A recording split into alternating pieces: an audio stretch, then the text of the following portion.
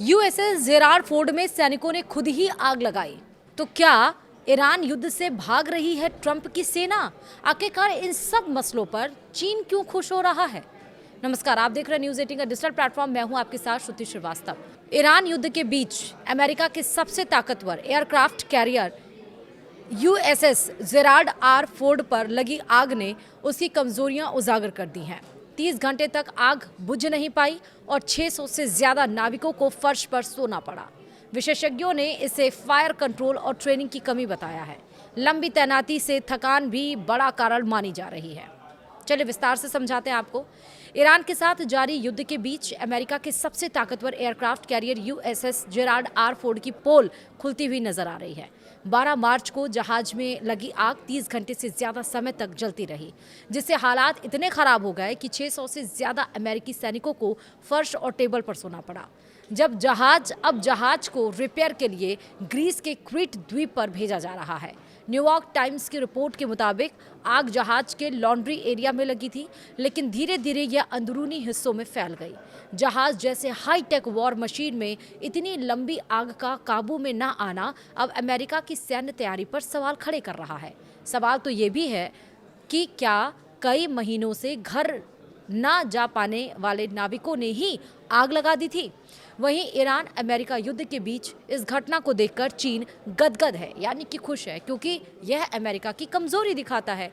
चीनी सैन्य विशेषज्ञ वांग यूनफेई ने ग्लोबल टाइम्स से बातचीत में कहा कि आधुनिक युद्धपोतों में जटिल इलेक्ट्रिकल सिस्टम और तेल की लाइनें होती हैं, जिससे आग लगने पर वह तेजी से फैलती हैं। लेकिन उन्होंने साफ कहा है कि अगर आग को जल्दी काबू में नहीं किया जा सका तो यह संकेत है कि या तो ऑटोमेटिक फायर सिस्टम ठीक से काम नहीं कर पाया या फिर प्रतिक्रिया में देरी हुई। उन्होंने ये भी कहा कि ऐसे दौत्याकार जंगी जहाज़ों में अलग अलग हिस्सों को इस तरह डिज़ाइन किया जाता है कि आग फैल ना सके। लेकिन अगर सैकड़ों सैनिकों को अपनी रहने की जगह छोड़नी पड़े तो इसका मतलब है कि फायर कंट्रोल डिज़ाइन और मैनेजमेंट दोनों में कमी रही। वांग यूनफेई के मुताबिक फायर अलार्म बजते ही क्रू को तय प्रक्रिया के तहत तुरंत कार्रवाई करनी चाहिए। अगर इसमें देरी हुई है तो यह ट्रेनिंग या एक्सक्यूशन में कमजोरी को दिखाता है।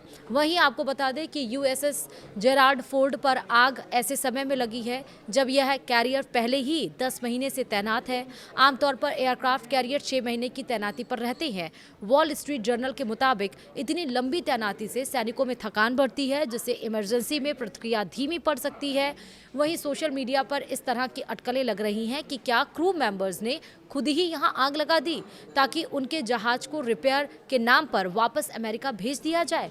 हालांकि इनकी पुष्टि नहीं हो सकी है। वहीं अमेरिकी नेवी ने कहा है कि इस घटना की जांच की जा रही है। यह आग कोई पहली समस्या नहीं है। इससे पहले फरवरी में इसी जहाज पर 650 टॉयलेट बंद होने जैसी तकनीकी गड़बड़ी भी सामने आ चुकी है। नाविकों को टॉयलेट के लिए लाइन लगाना पड़ता था।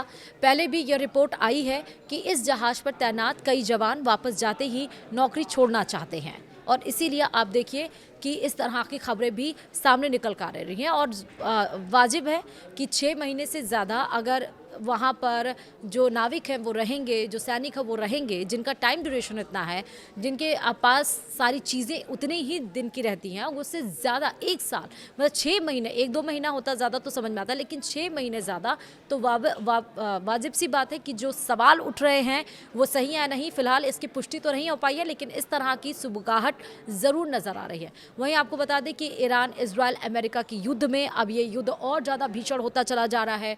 हॉर्मुज़ स्ट्रेट पर जो ईरान है उसने अपनी तैनाती, पहरेदारी और ज़्यादा बढ़ा दी है, यानी कि ऑलमोस्ट जो अमेरिका का प्लान है वो फेल होता हुआ नज़र आ रहा है। इजराइल के हमले के बाद से जिस तरह से गैस तेल टैंक पर ईरान के हमला किया गया है, जिसकी खुद एक तरह से कहते हैं कि अमेरिका ने निंदा की है। अमेरिका ने कहा कि इजराइल के इस अटैक के बारे में मुझे नहीं पता था। फ्रांस ने भी कहा है कि ऐसा नहीं करना चाहिए। उसके बाद से ईरान ने भी रिटेलिएट किया, यानी कि उस एनर्जी टैंक पर यहाँ पर इजराइल के हमला किया गया है। तो अब ये मानिए कि अब ये जो एंगल है जांच का, वो अब जो वॉर का जो एंगल है वो गैस टैंक पे, वो ऑयल टैंक पर, वो एनर्जी टैंक पर जा रहा है। यानी कि आने वाले दिनों में जो गैस है वो और महंगी हो सकती है। यहाँ तक कि यूरोप में 30% तक जो गैस की कीमत है वो बढ़ गई, यानी कि 80% गैस की कीमतों में यहाँ पर बढ़ोतरी हुई है यूरोप देशों में। यूरोप में आप सोचिए कि अब गैस की कीमतें और बढ़ जाएंगी,